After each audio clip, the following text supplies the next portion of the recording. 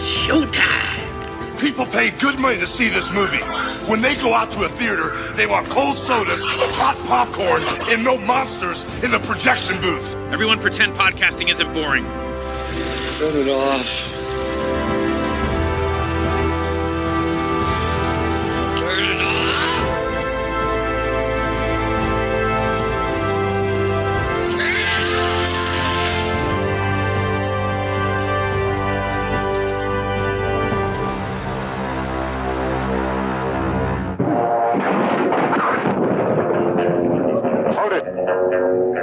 May we call your attention to Mr. Bond's impeccable tailoring from London's Savile Row? The shirt is hand-tailored Indian madras. Also the cravat, hand-woven of Javanese batik. An essential feature of Mr. Bond's wardrobe is the pistol in his right hand. It is a Walter PPK 7.65mm. It takes a Brausch silencer with very little reduction in muzzle velocity. It has a delivery like a brick through a plate glass window.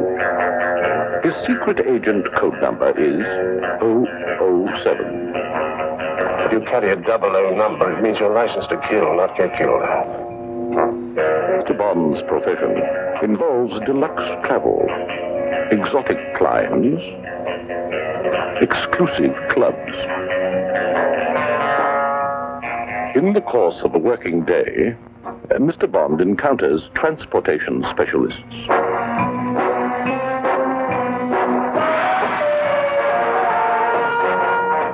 Military analysts, atomic scientists. In the course of a working night, Mr. Bond mingles with golf pros. Now you maybe miss it.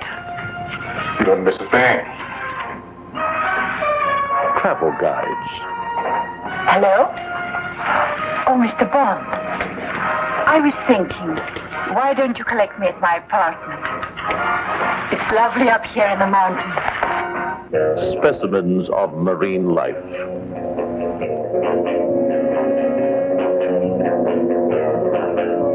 James Bond, secret agent number 007.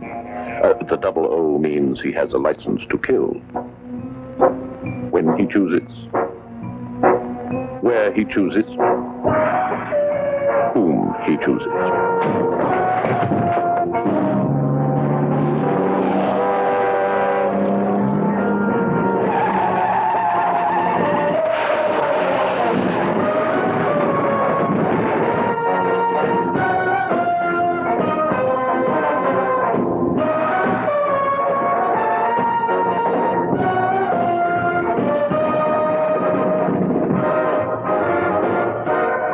Now the hero of the Ian Fleming novels, the favorite of millions from Hong Kong to Hyannisport, bursts out of the bestsellers and onto the screen. Now the most extraordinary gentleman spy in all fiction becomes a flesh and blood experience in the kind of breathtaking adventure that only Ian Fleming could create.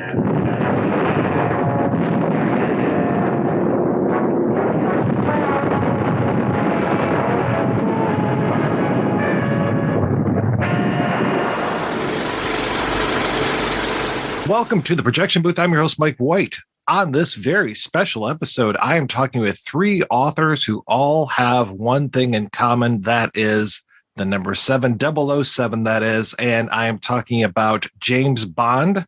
I've got three authors we are talking with in alphabetical order, mind you. A.J. Black, the author of The Cinematic Connery, the films of Sir Sean Connery.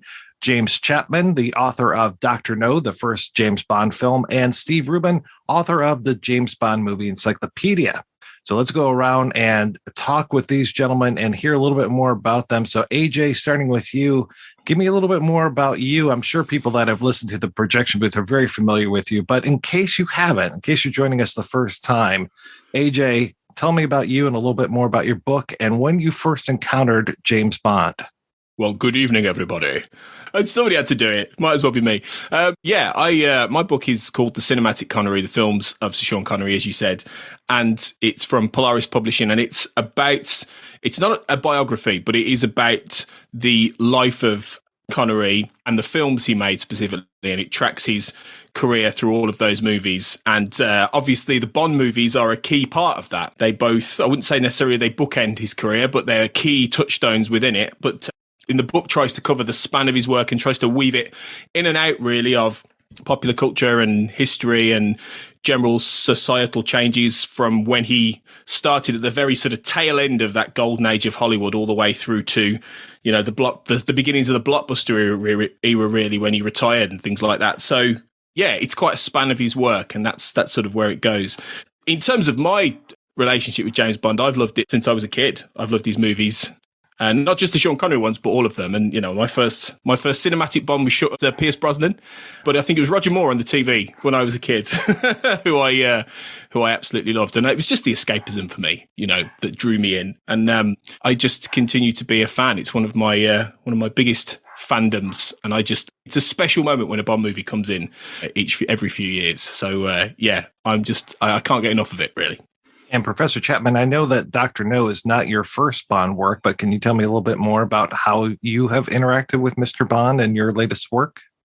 Well, I'm James Chapman. I'm a cultural historian of British cinema and television. I'm based at the University of Leicester in the United Kingdom. And I've been a Bond fan since pretty much all my life, nearly as long as I can remember.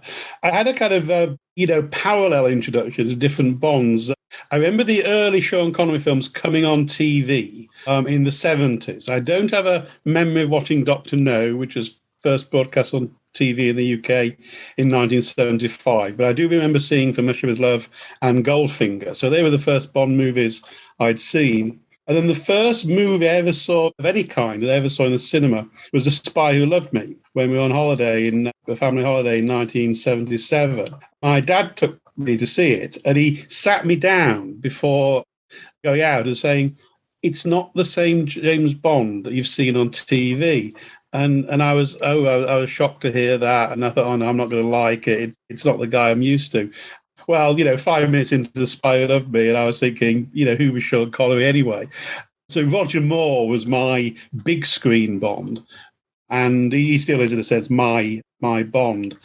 It became an enthusiasm, an interest that when I learned you could make a living professionally teaching and researching film history, I went back and looked at the Bond films again. And that was the origin of my book, License to Thrill, where I wanted to take a critical and historical look at the Bond movie series. There were a lot of very good, popular works around, including Steve's first book on Bond, even before the movie Encyclopedia, but Steve's book on James Bond films behind the scenes history. Raymond Benson had published the James Bond Bedside Companion. But I wanted to look at it from a film historian's point of view, and to write not just about the films themselves, but also to position them within the context of particularly British, but to some extent also international film history. And Mr. Rubin, can you tell me a little bit more about your books on Bond and your first experience? I graduated UCLA with a history degree and an interest in writing. I became a staff writer for Cinefantastique, which was a fine film magazine out of Chicago. Kind of perfected a kind of a forensic look behind the scenes history by interviewing the actual participants. And in the mid-70s, when I was doing that, it was still a good time to get a lot of the people who were involved in films going back to the 50s. But my involvement with Bond goes back to middle school. My father would go on business trips, and he was a voracious reader, read a lot of paperback Westerns, which I had no interest in reading because Westerns were all over American television in those days. There were Westerns on every night. I just didn't have enough with Westerns. But one day, he came home in the spring of 1964 and dropped a paperback book on my desk with a picture of a naked woman all dressed in gold paint. And I said, "What is that?" And that, of course, was Goldfinger. And I cracked it open and started reading, and it was very unusual. I was a very sheltered only child, so the idea of sex and women was just about as foreign away at that time as Mars. And then I noticed most of the kids in my middle school were reading the paperbacks. They had become very popular in the States. Now, this is spring 64. That Christmas, we have Goldfinger opening. So I went to see a movie I'd read a book about, which I'd pretty much never done before. And interestingly, in the States, Dr. No and From Russia with Love had been released, but I hadn't heard about them because I don't think we really heard much about Bond yet. It was pre-John F. Kennedy, revealed that on his reading list he had From Russia with Love. So it was an extraordinary time. I saw the original Goldfinger on the big screen at the Grauman's Chinese Theater in Hollywood, which was something we rarely did. We didn't live in Hollywood. We lived about 10 miles west. So it was a big deal. And I got into the Bond like everybody else. And then later on, having done the forensic research at Cinefantastique, I decided to apply the same techniques to do Bond. And I went to visit Cubby Broccoli in the spring of 1977, shortly before James went off to see Spy Who Loved Me.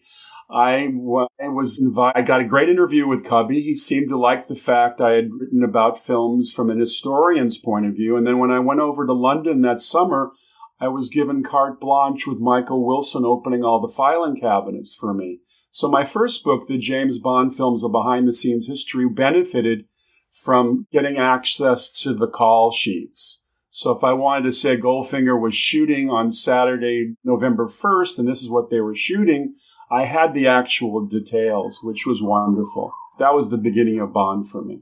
Now, Dr. No, if memory serves, this was the, fifth, sixth book that Fleming had done with the James Bond character. Why Dr. No as the first entry in the James Bond series?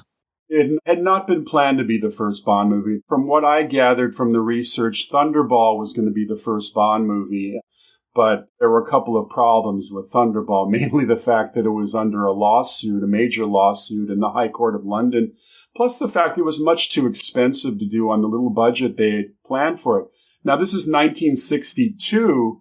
I think the budget for Dr. No, at least according to Ken Adam, I think was a little above $1 million, which I think was the coffee budget on No Time to Die.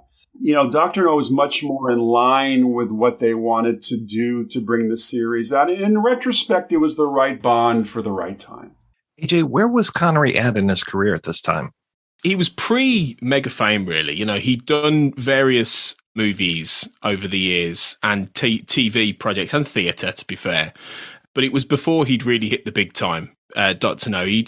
I think he could have gone down the road of being if not a lead, but a relatively bit part actor. He was quite often, he was important to playing either the fairly bland romantic love interest in stuff like Lewis Allen's Another Time, Another Place in the late 50s, or the comedy sidekick in a film called On the Fiddle, which came out just before Dr. No. And he was doing things like The Longest Day. He had a cameo in The Longest Day, along with everyone else, I think, in Hollywood at the time. But he wasn't a huge name at this point. Dr. No is obviously the film that switched it all on for him. And it was that immediate megastar success that was the case for, even though he maybe had a bit more of a character actor career beforehand, sort of hit Daniel Craig, I think, between the eyes in 2005, 2006. That instant mega fame, I think, when these films really start to take off. So he was in a really interesting point. I think it's a real crossroads point for him, to be honest. But there is a film, I think, in 1961 called The Frightened City, where I think you really see the possibility of Connery as Bond. It's a British gangster film, and it's not particularly great as a piece of cinema, but he's really magnetic in it, and he's really dangerous, and he plays a very charming, powerful character. And I think that was the point that it wasn't what got him the job, as far as I know, but I think that was the point where you would be able to see that transition into Dr. No and Bond. James, what were kind of the steps that it took to get James Bond to come to the big screen?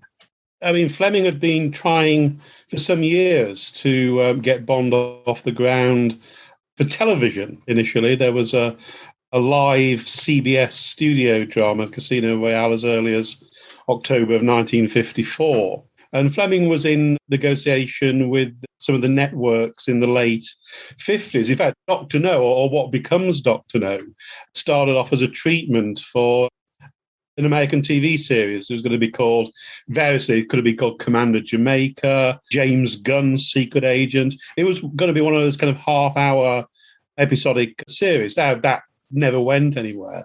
But Fleming, who was never one to waste the idea or treatment, took the villain he was going to use as a recurring villain, Dr. No, and wrote it into the novel. Fleming had also, of course, been involved with the producer Kevin McClory around about 1959. And it was McClory who'd suggested not adapting one of Fleming's books, which are difficult to adapt in certain ways, although, Dr. No ends up being very successful. But McClory suggested doing an original Bond screen story, and that was going to be known as James Bond of the Secret Service, Longitude 78, and so on. Now, McClory couldn't get the budget together, and the film sort of died a slow death. And Fleming once again used the story, and that became the basis of the novel Thunderball. McClory took exception to that, and along with the screenwriter who'd worked on the project, Jack Whittingham, they took Fleming to court in London, and that case dragged on for some years until it was finally settled out of court. So there were those kind of issues going on in the background. There was also the sense that there were two producers who were interested in Bond as a property. One of them was Cubby Broccoli, who was based in Britain. He'd worked with Irving Allen with a company called Warwick Film Productions, which made a lot of what were known as runaways. These were American finance but British-based films, films such as The Red Beret, Safari, Zarak, The Cockleshell Heroes, that was shot in the 1950s, and these are largely action-adventure type subjects.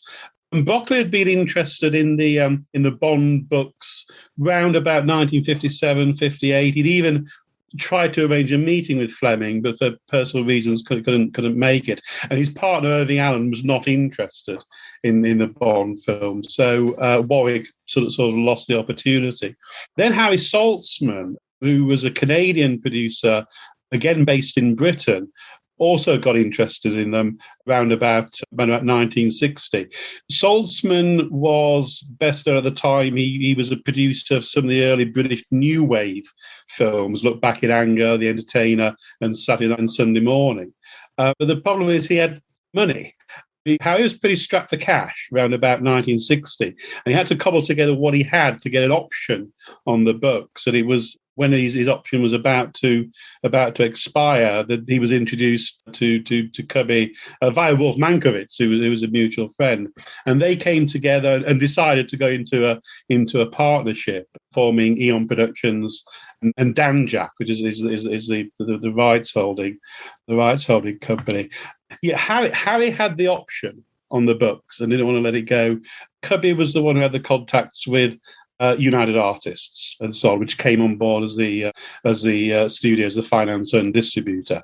So it was a kind of forced marriage between the two producers in a sense. And initially they seemed to have got on very well in the 60s. Later on, we know they had their quite significant differences. But I think in 61, 62, it was a different case.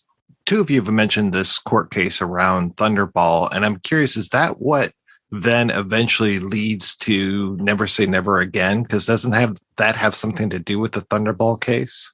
Yeah, yes, it does. I mean, very briefly, the out-of-court settlement over Thunderball is that Kevin McClory picks up the screen rights to that one property, and he is technically the producer of the 1965 movie. It's still very much part of the Eon series, and I think Eon's stamp is very much on that film.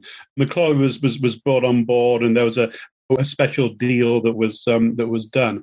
Part of that deal was that McClory agreed not to exercise his rights in the property for another 10 years. I mean, how naive that seems today, the idea that Bond would be all finished in another 10 years or so.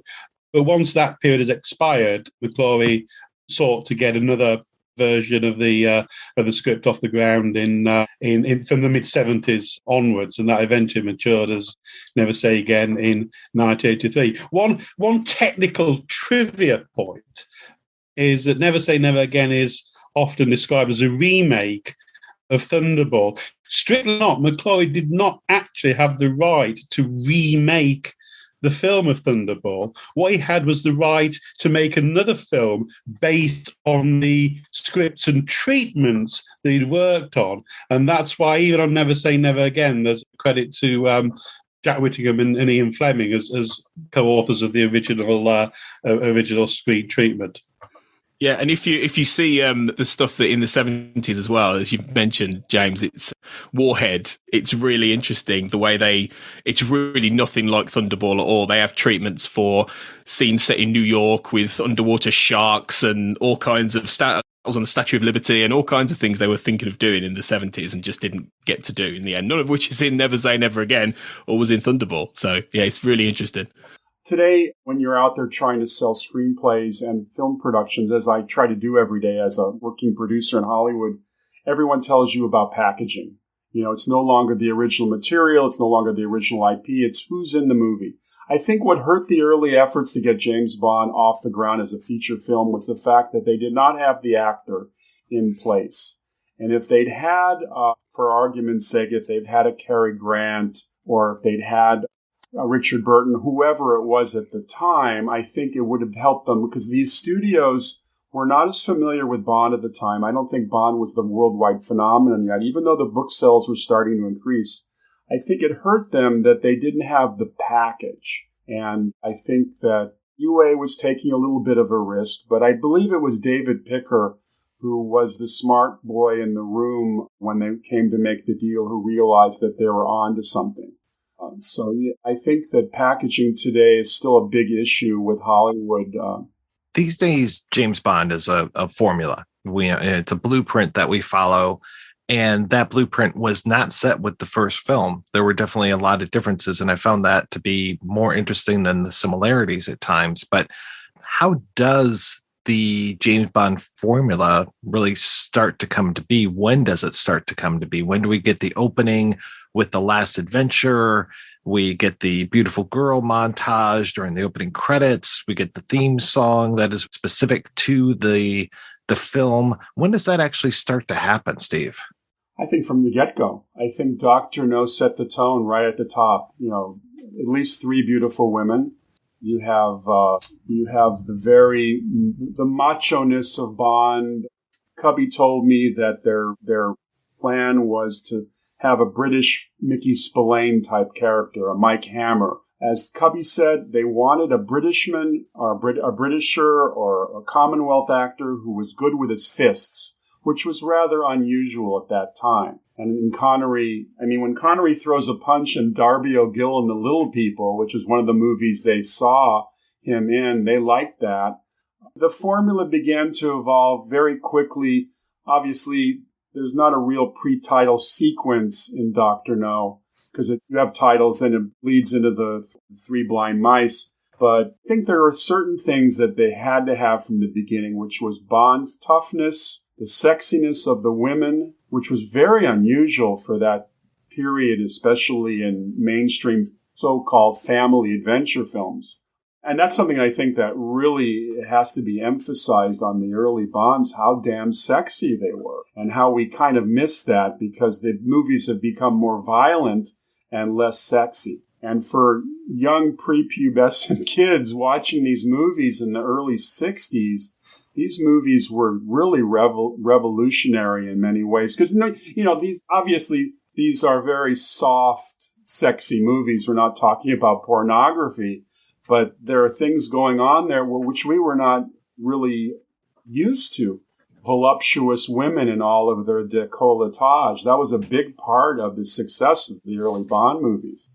And I think that obviously they can't do much of that anymore because of new moral issues. Well, and such treacherous women as well. So many women just ready to kill you like a black widow after you have sex with them. Or I suppose a praying mantis would be a better metaphor. I mean, you've got Ursula Andress there. I mean, yeah, she was a revelation. I don't know how many American audiences, at least, were familiar with Ursula Andress at that time. Well, that was a banner year for introductions. Not only is Ursula Andress considered to be the most dramatic introduction of a new actress. I mean, no one had ever appeared like that, and to this day, I would say it's right up there as the most extraordinary introduction of a new face. It was also the same year that they did the movie Lawrence of Arabia, and Omar Sharif got the introduction on that camel coming to camera, which is also considered quite the introduction of a new face. But Ursula Andress was amazing. I mean, she's redubbed. You know, Nikki van der Zyl, who's all over the early Bond movies. I mean, she's almost every female voice. It's pretty great. I mean, if you look at that movie today, Dr. No is extraordinary in the production value that's available on screen for the money they spent. They really put their money up on the screen. And I just watched the movie recently, Fathom, which is this company that rents out four-walls theaters all over the U.S. and shows classic movies. I saw it on the big screen, and it still plays like it did 60 years ago. James, you mentioned Dr. No as being kind of a recurring villain, but I don't think he ever comes back, but Spectre definitely does. Can you tell me a little bit more about the original plans for Dr. No, and what is Dr. No's actual motivation? Dr. No was going to be a recurring villain in the TV series that never happened, and then he just becomes a one-off villain in the books. The scripting process of Dr. No is really quite interesting. And this is one of the things I discovered when I went back and new archive materials had come available, Richard Maybaum's papers, which are held at the University of Iowa, which I was allowed to consult. And it undergoes quite a lot of change and revision between sort of summer of 1961 and January of 1962 when they start shooting it. In the book, Dr. No is a Soviet agent. He's backed by the Soviet Union. He's backed by Smersh. He's a bit like Goldfinger. He's kind of one of these freelance megalomaniacs who are backed by the communists. There was a decision. I think they wanted to move away. Cubby and Howie wanted to move away straight down the line Cold War narratives. Even though Dr. No happens to end up being released right in the middle of the Cuban Missile Crisis, and sort of had that degree of topicality. But the Dr. No is unusual. With most films I've come across where the film is based on a book, what you tend to see is the early treatments often quite close to the book, but will need to be made more cinematic in certain ways. So the process often takes them further away from the source material. With Dr. No, it's precisely the other way around. The early treatments jettison a lot of Fleming's plots. Bond's still in it, and Dr. No's still in it. Honey's still in it. Is characterized in a very different way. In the early drafts, she's not a white Jamaican woman, but an Anglo-Chinese character. I think they then take some of that Chinese role into the character of Miss Tara, who's an addition for the film.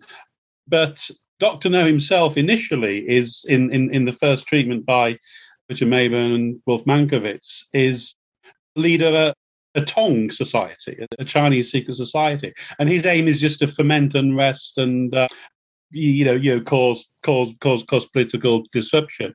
That idea is jettisoned. In a later draft, he becomes a Soviet, a red Chinese agent who is looking to blow up the gates of the Panama Canal to destabilize the American economy and so on. This is very, very different from the book. Now, eventually, as it goes through various drafts, more Fleming's plot is reintroduced into the film. The structure becomes much more like the novel. It does extend the scenes that are set in Jamaica, but once they're out on the island and meeting Honey, the encounter with the dragon, the armored tank, and then into Dr. No's lair, it becomes much closer to the novel. What they do certainly by the December 1961 draft is that Dr. No is working for Spectre rather than for either the Chinese or the Soviet Union. And I think this was a conscious attempt, first of all, to move the films away from a Cold War political background, but also they were probably looking ahead and thinking Spectre, which doesn't feature in the novel of Dr. No, but is elsewhere in Fleming's work, could be a useful villain to come back. James, your book is very interesting in that you're into myth busting. And I did find it interesting after I'd heard it from a couple of different parties, including Maybaum himself, that you believe the idea that one of the writers had turned the name Dr. No into the name of a monkey that sat on the villain's shoulder, a myth. And I was curious, how did you come to that conclusion? The story that gets told, and Maybaum tells it, Cubby Broccoli tells it, Terence Young tells it, Joanna Harwood, who came on to do a sort of script polish on the film, tells it, is that in an early draft, Dr. No was a monkey. And I think Cubby even embellishes at one point to say, Mankiewicz and Maybaum delivered this script in which Dr. No was an intelligent monkey who was sort of sitting there pulling levers and those other things. There's no script I've seen or no treatment I've seen that has anything like that. What we have in the first treatment is that Dr. No is the leader of something called the Black Monkey Cult. And Bond, when he's on Crab Key, goes into, this is a secret society.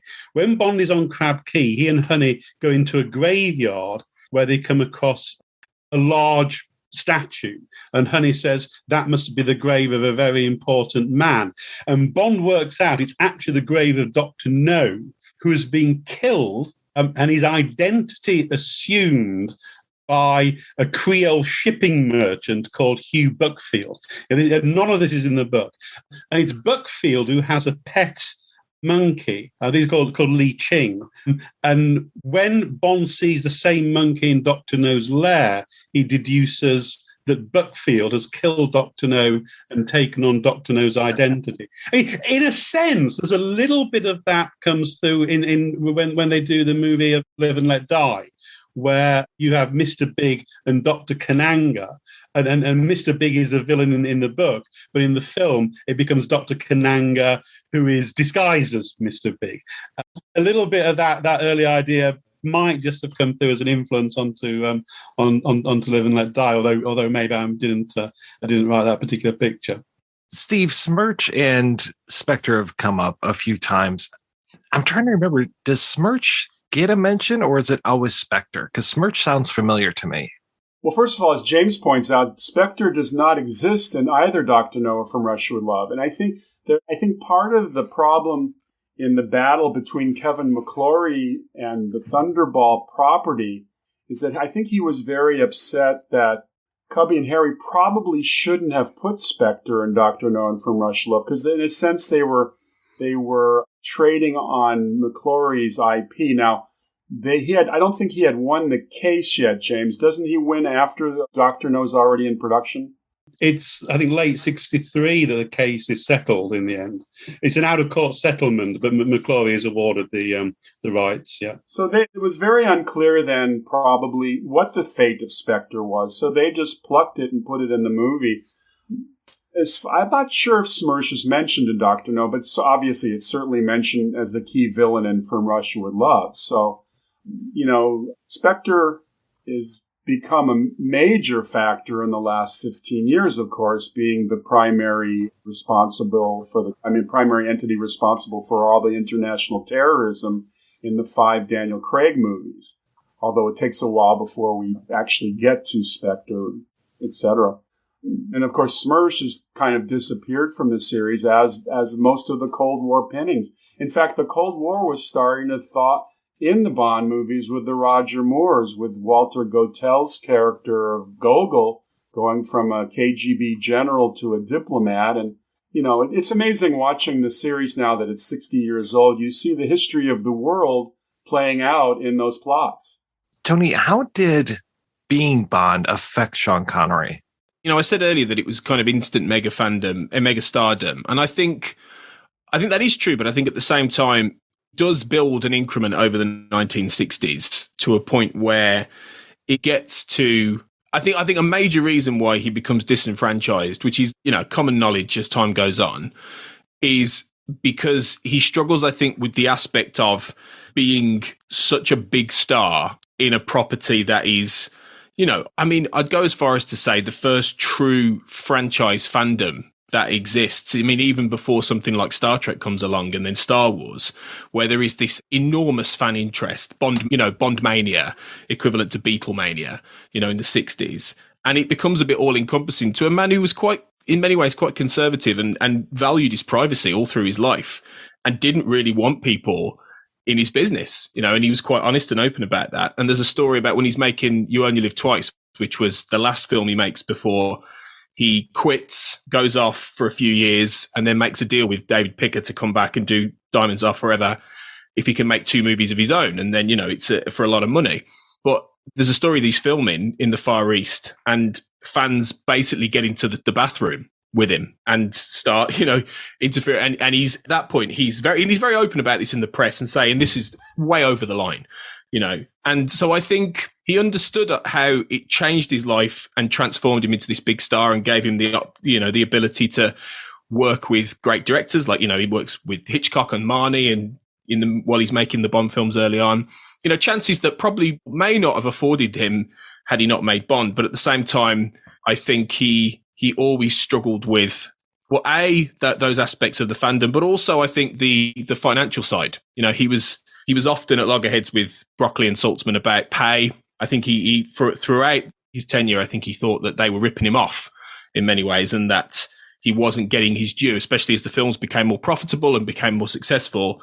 And hence why he comes back later on for much more significant, money. And also when it comes to, as has been discussed here, Never Say Never Again and those productions attempts to make in the 70s a Bond movie, he's very involved to the point he's consulting on scripts, he's executive producing, and he gets much more involved in it. So I think it was a bit of I won't say poison chalice because he does very well out of them, but I think a mixed bag, hence why he's notoriously ambivalent in some ways about Bond over his life.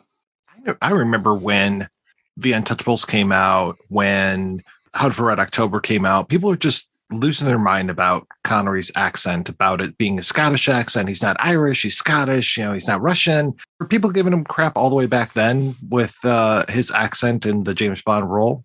As far as I know, no. I think that sort of seeped into popular culture as time went on, especially as he started to play roles that were, more extreme than a British secret agent, when he's playing a Chicago cop or a Russian submarine commander. I don't know if Steve or James, you'd know more specifically about how this was received on Dr. No. I'm not entirely sure about that, but yeah, I think that's something that he's, like many actors, he's really forgiven for across his career. But in terms of how it affected Bond, I think it maybe because he was the first Bond to play this role on the big screen, at least the first signature role. I think it was just part of who he was and what he brought to the role. But as I say, Steve, James, you might have a different answer to that. Well, the reception of Dr. No by critics is quite interesting in that regard, AJ.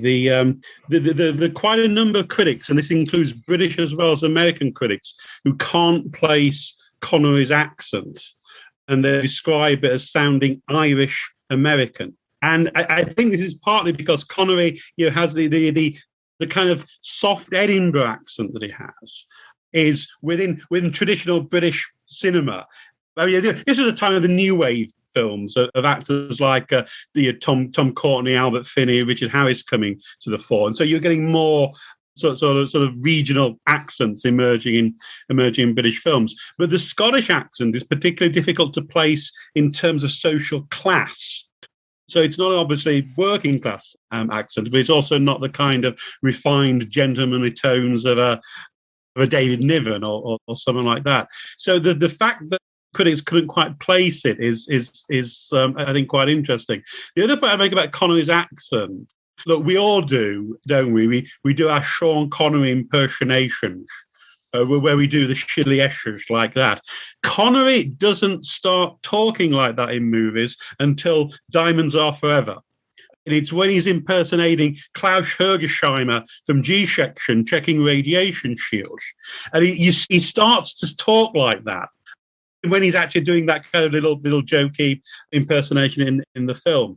And then the older he gets, the more pronounced that that accent becomes. Now, whether he was consciously doing that to send himself up and so on, maybe he just couldn't give a damn anymore. But it became part of his trademark.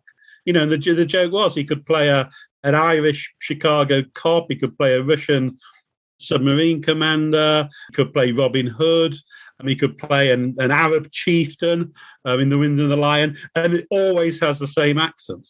Lots of talk is about how Terrence Young cleaned him up a bit, that Sean was a bit of a sweatshirt and, dungarees kind of guy, and he had to introduce him to his tailor, the whole thing.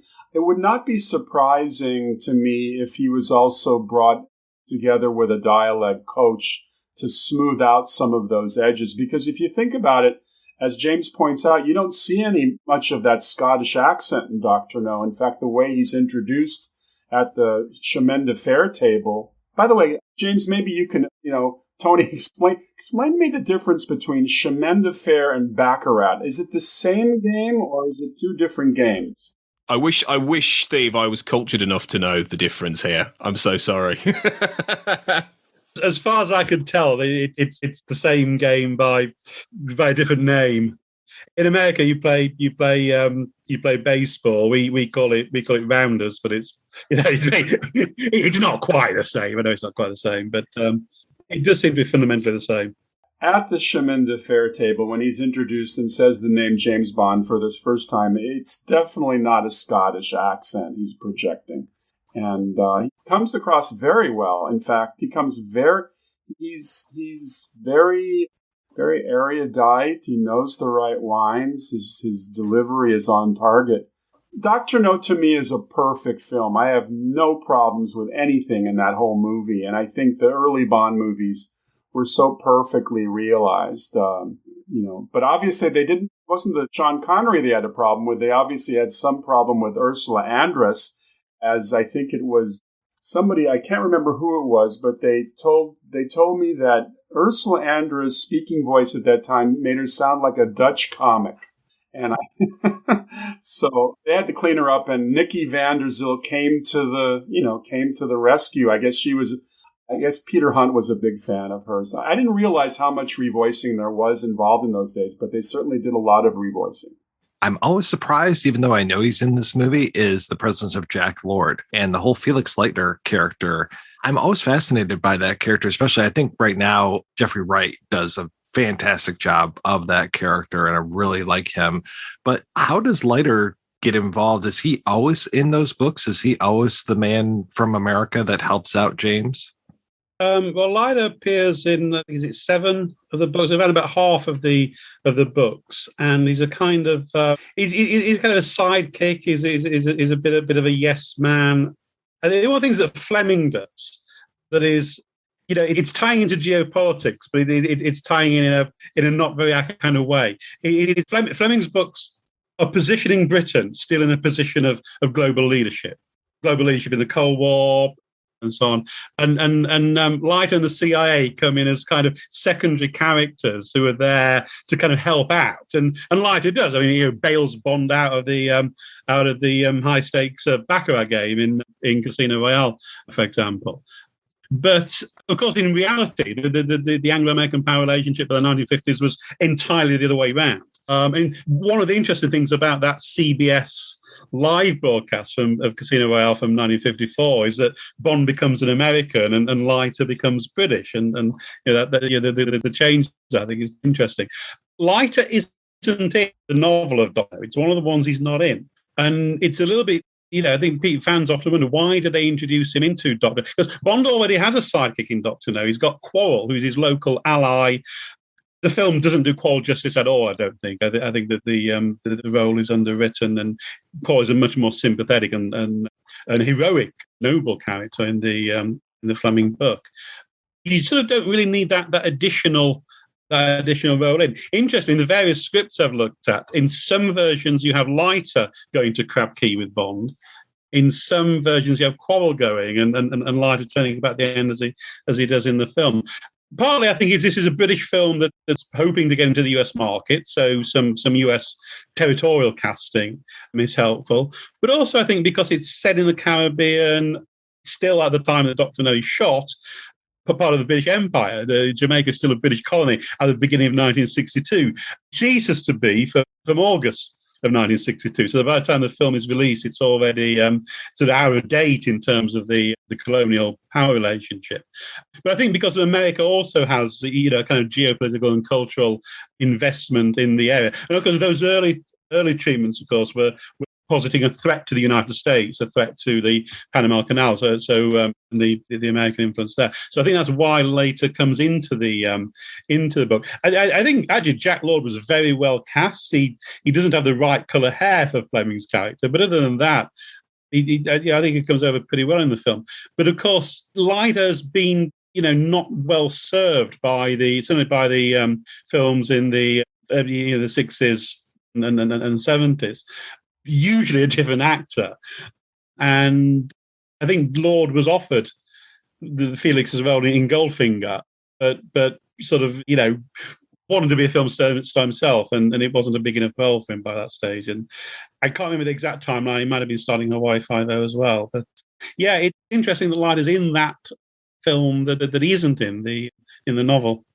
I think it's accepted that Rick Van Neuter, who was in Thunderball, was visually the best and closest portrait of Felix. But the Felix parts have always been underwritten. As James points out, he's basically a sidekick, doesn't really get to do much. I mean, the closest he gets to being actual fighting is in Never Say Never Again, when Bernie Casey goes into the ruins and has that rather misbegotten action sequence. Irvin Kershner once told me that he did not like the direct action. Well, obviously that's true. I'm really glad you brought up Quarrel, because I'm so glad that Quarrel is in this movie, because otherwise it's a bad Chinese person talking with bad black people. And it's like, wow. Obviously, this is 1962, so we're not as conscious of racial politics, and we're okay with a white guy doing like the yellow face for Dr. No. But it's in 2022. It's a little cringy now. Mike, I did say the movie's perfect, but there is one moment where I wish they would have cut that line, which is fetch my shoes. I didn't like that one. So my knowledge of Dr. No isn't nearly as extensive as yours, Steve or James. But when I was looking at this, and this sort of links a little bit to when we're talking about representation and things, but it's more outside the frame of the movie. How true is it in terms of the contribution of a female screenwriter to this film in Joanna Harwood? Because this is something I think come out in recent years. And I think it was a fact that went under the radar for the decades about the script contribution of a woman at the very beginning of the Bond franchise. And I think I've got this right. The only other woman to contribute to a script was for No Time to Die, Phoebe Waller-Bridge, most recently, apart from that. So that's a remarkable span of time when this has been male-dominated. What contribution do either of you know about her role and how she shaped the formative start of Bond on the big screen? There's a third woman scriptwriter. Michael Apteb's wife, Dana, also contributed to The World Is Not Enough, but she's not credited on the film. Joanna Harwood was an Irish screenwriter who worked with Harry Saltzman. That's how she comes to be involved in Dr. No and in From Russia with Love.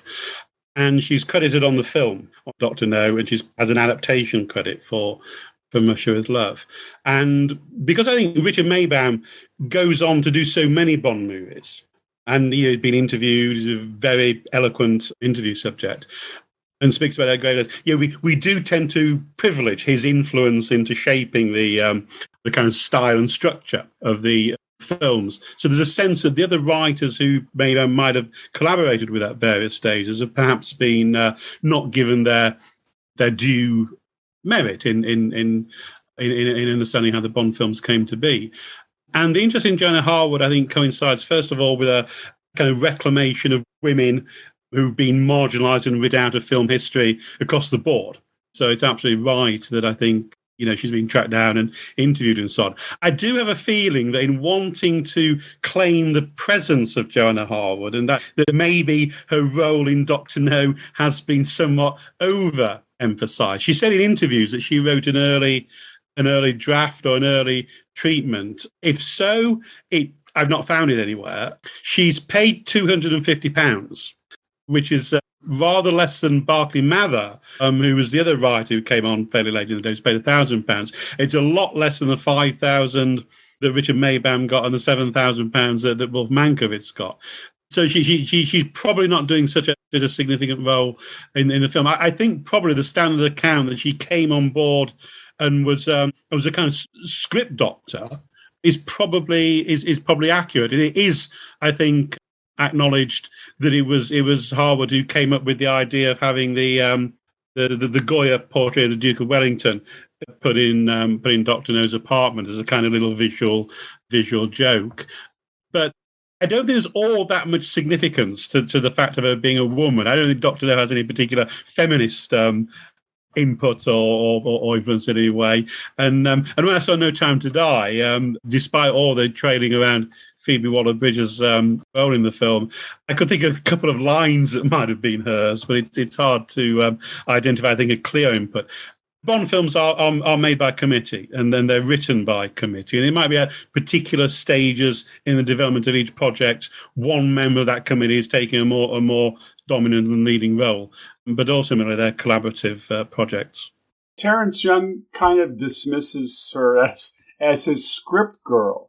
So I'm wondering if at some point she was a script supervisor on Dr. No. I'm not sure about that, but the whole reference to the Duke of Wellington portrait, as James pointed out, I think is true. She came up with that idea. I don't know if any of you have seen the movie, The Duke. It's quite a good movie. It's all about the theft of that painting, which obviously inspired the Bond. In fact, at the end of the movie, you actually see the scene in Dr. No when Sean sees it. So it's actually quite a good movie. Very well done. I don't think there's much feminism, as James points out, in Dr. No. I mean, on the contrary, a lot of the things in the early Bond movies you couldn't do today, particularly the slap on Dink's bottom at the beginning of Goldfinger. Yeah, absolutely. One thing that we haven't talked about too much, you mentioned the Three Blind Mice song that opens up Dr. No. The music, of course, music and James Bond go hand in hand, and that we have the theme in place by the first film is fantastic. How does the James Bond theme come together? I sat down with John Barry for a lengthy period of time, and I think it's accepted now that Monty Norman came up with a theme, but it needed to be augmented. And from what John told me, the plucked guitar, the signature dun dun dun dun dun dun dun dun dun dun, was pretty much John's, but obviously that's not the whole theme. Obviously that's the guitar refrain. And John based it on some of his instrumentals that he had done as part of the John Barry 7 musical group. I think the extraordinary thing about talking to John was him telling me that he developed the Bond theme he wrote, or his staccato guitar thing, having not seen the movie. So he was handed a timesheet, told to come up with a minute 30 or whatever it was. And he just adjusted a little one of the, I think he told me it was from Bee's Knees. Certainly a better authority on this is the terrific John Burlingame book that came out a couple years ago on the music of James Bond. He gets into it, although I gave him my interview with John just to tell him that point of view. There is also a really good documentary that's just landed on Amazon Prime recently called The Sound of 007 to tie into the 60th anniversary. And it gets into a lot of this detail, including the really charming story of the first person who ever heard John Barry play the theme to Goldfinger. And I'm not going to ruin who it is, but it's someone very well known. It's a great story. So there's some really good stuff in that. That's a good resource. Monty Norman's contribution, I think, was significant.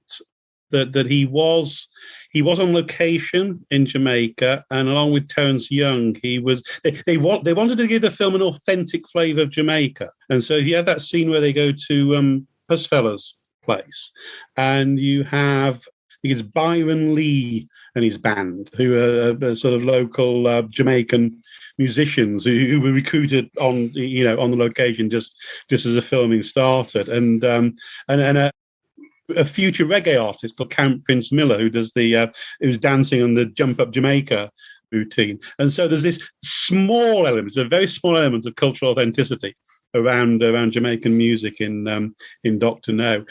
John Barry is one of the great film composers, and without question. And I've also what's interesting about his contribution. He becomes a lot more significant as the films go on. By the time Goldfinger is being given, I think, a lot of creative agency with the film. But what Barry does is sort of combine, quite traditional, very lush orchestral compositions with kind of jazz and beat music that gives the films that very contemporary feel as well.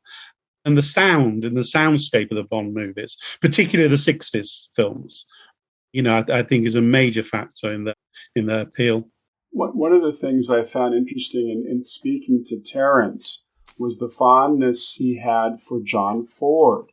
And I got the impression that Terence Young, I kind of studied at the foot of John Ford and got a lot of his sense of scene composition and action sequences from John Ford. Terence Young's contribution to the series is extraordinary. I think combining his directing skills with Peter Hunt's editing, really the action sequences are all just terrific. And as I mentioned before about making Bond a two-fisted hero, this movie really shows off Sean Connery's physicality. And, not only taking care of Mr. Jones, the agent at the beginning, but just all of his efforts on Crab Key are so much palpable energy that contributed to the success of that movie. AJ, you've written about so many different things, as has everybody on this panel. But I'm so curious, I think the last time we talked, it was about Star Trek, and now you've got this book about Connery. I can't really think of two different things, but how did you land on Connery as being the subject of this latest book? Well, can I tell you a little Connery Star Trek connective fact, Mike? Oh, there we go. I was hoping you would breach that gap. So in 1998, William Shatner directs Star Trek V, the Final Frontier, and the villain in that is called Sybok, and he's Spock's half brother, and he's a zealot who's looking for God. And the person that Shatner wanted to play Sybok was Sean Connery. However, he was unavailable or said no or didn't want to do it. Or he was maybe making Indiana Jones and the Last Crusade. I'm not sure. It didn't happen, sadly. But in the film, the name of the planet that has God is called Shakari, which is sort of phonetic for Sean Connery. So, so there is a little bit of a tether. Tony, excuse me, was it true that Sean was approached to play the game warden in Skyfall? He wasn't approached, as far as I know. It got to the point where they thought it would be an amazing idea. And I think Sam Mendes said that was as far as it got, that they all got very excited at the possibility of Sean Connery playing the Albert Finney character. But they never got as far. And by then he was very retired, I think, in 2011, 2012. So yeah, I don't think he was approached, but it was definitely briefly discussed. And I think it's something that people, although I say people love, I mean, Albert Finney was fantastic in that. And he himself, as James has said, is this very great connective to the British New Wave and to Harry Saltzman at the very beginning, who could, in theory could have been a Bond contender maybe at that time. So it's quite good casting in that sense. But in the book, there's so many different possible roles that Connery did or wasn't approached for. Gandalf, Morpheus, or the architect in The Matrix. There's loads of really interesting characters that he might have played, or there are myths about him being approached, and a lot of the ones he turned down. And I think it would have been the same for Star Trek if he had been fully approached. And I don't know if he was. He said, "I don't understand it. I don't get it." Because I think he was quite and I'm getting to answering your original question, Mike, which was what made you write a book. If you look at a lot of his career around all the Bond movies that he did, I mean, Bond is only really a component of his long career in many ways. It's the defining part of him, really. And I say in the book, I challenge you to find an article or a piece on his passing that doesn't say James Bond actor or, James Bond, something 007 or whatever, because he's so synonymous with that. But his career was so varied and so vast. And I think the reason that I wanted to talk about Connery is because he's been my favourite actor since childhood, based partly on Bond, but also on all of the other roles he did that incorporated that charisma that he had and that presence that he had, whether it's Indiana Jones, where he plays completely off type. Things like The Offense by Sidney Lumet, where he plays this really dark existential character who's going through an absolute breakdown in middle age. all the way through to The Rock in the late 90s, where he's basically playing Bond. Had Bond been locked up for 30 years in many respects. So, he was a really singular presence. Very few actors managed to bridge multiple generations and survive points in their career where they were almost on the out. There were points where Connery just wasn't making, these films weren't making money. He was doing really experimental stuff. I mean, it makes me laugh how he says, I don't understand Lord of the Rings. I don't understand The Matrix. Yet he made Zardoz with John Borman. So, I think he's a fascinating guy, and his career is genuinely hugely interesting. And I kind of wanted to write something that made people remember he wasn't just Bond. He was a really interesting actor who did try and shake it off and did try and experiment with different things. And I hope the book has maybe points a little bit of that out in many ways by looking at some of the movies that either have been forgotten or people don't think of when they think of Sean Connery. When I was doing the commentary track for Never Say Never Again, and I was interviewing Lorenzo Semple, who is uncredited writing that script, he knew Gregory Ratoff, who was the first producer to have an option on a James Bond novel, Casino Royale. And Gregory Ratoff had an association with 20th Century Fox. And what Semple told me, which I thought was extraordinary, is that Ratoff was going to turn James Bond into a woman. That they wanted Susan Hayward, the actress who had just won the Oscar for Best Actress for I Want to Live in the late 50s, they were going to make her a kind of a Jane Bond character. So I always thought it was quite fascinating that Bond in the movies could have started out as a woman, which of course all the feminists today would think is terrific. By the way, there was so much, ever since Lashana Lynch was cast as Nomi in No Time to Die, everybody was assuming that James Bond was going to be a woman. I've told 100 people that's all baloney. But they seem to think that Bond can be a woman. And I said, I don't think so. I basically tell everybody that Bond will be a white Commonwealth actor till the end of time. My theory. I sound terribly prejudicial, but I'm just talking about practicality. 60 years of success you don't mess with.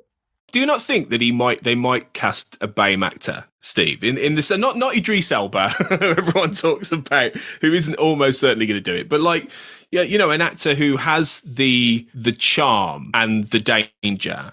Because I do think personally the point of Bond is that he is a man without wanting to be. I don't mean that in a sexist way, but I think you might lose something if you made him into a woman. But do you think they will never take that step to make him, maybe to shed off this latent idea of empire and establishment a little bit that it feels like they're sort of trying to do? Do you think they'll ever go down that road? On the one side, you can never say never. Pardon the cliche. All bets are off right now because cinema, television, everything's changing before our eyes. It's becoming much less one note. And I think that just watching the Lord of the Rings prequel now, you see a number of non-white actors in the cast, and I think that's the way things are going. I just look at it from a purely commercial point of view. Amazon has purchased the rights to MGM's library. They now own half of Bond, and they're pouring tens of millions of dollars into this effort. I just don't think they're going to change it. Would you cast a white actor to play a Shaft reboot? Obviously not. That would be ridiculous. You'd be shouted down. I think that my sense it'll always be a Caucasian actor, and that's just my opinion. I'd like to see somebody who isn't well known. I think we've forgotten over the years that James Bond is a secret agent. So making him a well-known personality, like a Henry Cavill or, I think that what was extraordinary about Daniel Craig's casting was we didn't quite know who that was. I mean, he'd done some supporting roles, and he was very good, but he hadn't developed a persona that would say, well, can that guy do Bond? I think when we went in to see Casino Royale in 2006, we were a little disparaging. Who was this blonde Bond? Within 10 minutes of seeing that chase up the gantry, my jaw dropped, and my jaw stayed dropped pretty much the whole movie. And even though I don't think the 5 films are equally good, I think there were some missteps. I mean, Quantum just dropped down considerably, and I didn't like Spectre as much on repeated viewings. Daniel Craig has literally been extraordinary in the role, and we're going to miss him. When Connery was cast for Dr. No, he was an actor on the cusp of stardom, but wasn't quite there yet. He was on the way up. Daniel Craig, ditto, when he was cast as Bond. With Timothy Dalton, he was really best known as a stage actor. He done some films and so on. But I think Bond's significantly raised his profile. Pierce Brosnan was known for Remington Steele and the whole problem around the Remington Steele contract and so on. And then sort of supporting roles in films like Mrs. Doubtfire. The only Bond who was an established star was Roger Moore. And he was a star on television rather than in films. He'd done The Saint and The Persuaders. The Saint was massive. It was an international hit. It was, networked in the US. It was, one of those. He liked something like Star Trek. It was seen around the world. And Roger had a visibility and a certain style, and that inevitably impacted, I think, on his performance as Bond. But he's also, although being the only really star name cast in the role, is probably the one who most people would in the end say is the least authentic to Ian Fleming's character. I still love him as Bond, by the way. I'm a big George Lazenby fan. I think that he was quite good in a role which he was totally unqualified to play. I mean, when he told Peter Hunt he'd never acted before, Peter Hunt nearly had a heart attack. So he bamboozled himself into the interview. He bamboozled himself through everything, telling people he had done East European films, which they couldn't check pre-internet. But in reevaluating the series, I don't think George Lazenby's subsequent Bond movies would have reached the level that Rogers did. Roger Moore rebooted the series with Live and Let Die, reached a high level with Spy Who Loved Me, and I think that he brought the Bond character to a whole new generation of people who by the mid-'70s, were looking for something a little bit lighter anyway. So the dark Connery Bonds of the 60s needed to kind of find a new audience, and I think Rogers should not be, you shouldn't knock Rogers' contribution to the series, because I think he raised them to a big international success. I agree with you there, Steve, and I've always said that Diamonds Are Forever, which has this really camp and excessive kind of style to it. Diamonds Are Forever is really the first Roger Moore Bond movie. It just doesn't have Roger Moore in it. But it sort of, there's nothing as camp in any of the Roger Moore films as we see in Diamonds Are Forever. So, James, I know you've written about Bond before, obviously, with License to Thrill, and now you've got this new Dr. No book out. Are you going to be continuing down this path? Will you be doing From Russia with Love next? My wife has written a book on From Russia with Love for the British Film Institute Film Classics series, Llewellyn Chapman. So we have the first two films. We have the Bond back-to-back double bill between us. I don't know at the moment. I mean, I've got other projects I want to explore, but I always seem to end up coming back to Bond. I just love the films and I love doing the research. So, which I would never say never. But I don't have any plans right now. I think I've pretty much bonded out at the moment. But the Dr. No book was a lot of fun to write. It was also interesting because since I'd first worked on this subject nearly 25 years ago now, when I was writing License to Thrill, and more archive materials have come to light. I mentioned the Richard Maybaum papers, but also the United Artists corporate records I was able to see, which I'd not seen before, and the Film Financers archive in London. Film Financers provided the completion guarantee, or completion bond, for the first Bond movie.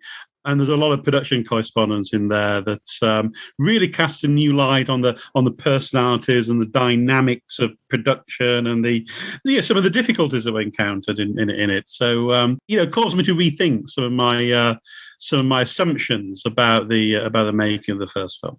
The conversations that you and your wife must have had over the last few years must have been fantastic. I did have one moment when we were looking at something like that. Waved my hands in the air. I said, "Dr. No was never a monkey," and so. But yeah, we've. It's nice to be able to work on the same material and exchange ideas and swap notes and so on. So what's next for you? I want to write a book on the history of comic book movies, not just the Marvel and DC franchises of recent years, but I want to looking back to the Flash Gordon, Buck Rogers serials.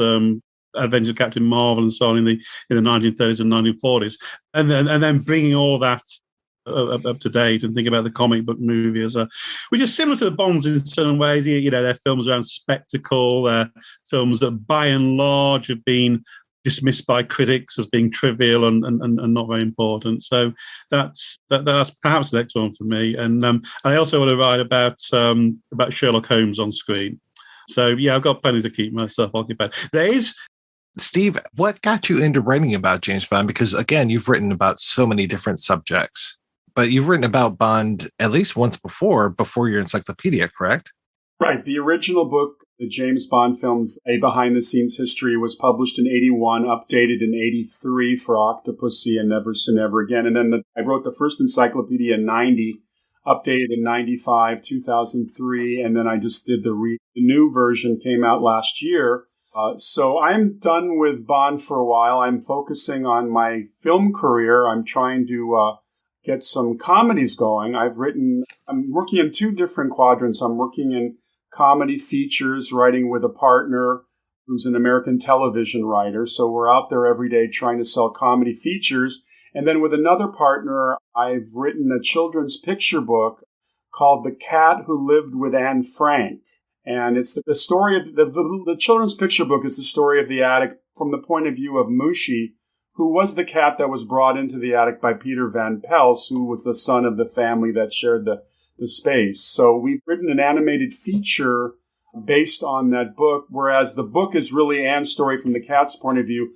Our movie takes Mushi out of the attic and he joins the Dutch animal resistance against the Nazis. And in our story, the Nazis are the Doberman Pinschers, Rottweilers, and German Shepherds that patrol the canals. So it's a kind of an animal world. We say it's Lion King meets Inglourious Bastards for kids. I'm focusing on that. And then I have a podcast now. I have Stephen J. Rubin's Saturday Night at the Movies, and we're going to be doing something with James. And Tony, I want to get you on as well because I'm also a big Connery fan up the wazoo.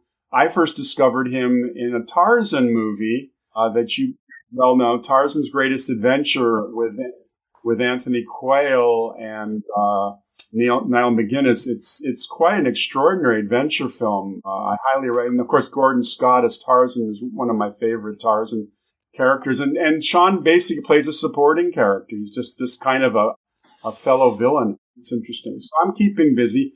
AJ, I'm just going to wrap up with you here and ask you the same question. What's next for you? Because I know you are always all over the map when it comes to just pop culture endeavors. I'm actually going back to Star Trek for my next one, for my next book with the same publisher, which hopefully will be out at some point next year. And I'm looking at the unmade Star Trek projects. So it's some of this information is out there, but I don't think it's ever been all compiled in one place. So it's going to be looking at all of the unmade treatments, spin-offs on TV, at the movies, through the 70s, into the modern day, right up to, in fact, there was just a piece published recently about the fourth modern Star Trek movie that still hasn't happened, which might have brought Chris Hemsworth back, and there's been details on that. So it's going to be that, all compiled, the unmade secret history of Star Trek. So I'm in the middle of that now, and I'm looking forward to getting that done. Well, gentlemen, thank you so much for your time today. This has been fantastic. I'm so glad we could talk about James Bond and Dr. No. And obviously, I will be posting show notes with this, with links to wherever folks can be found for your books, all that kind of stuff. This has been great. I really appreciate it. Thank you so much. Thanks, Mike. Thanks for hosting. It's been great. It's been fantastic. Thank you so much. And a pleasure to speak to James and Steve as well. Thank you.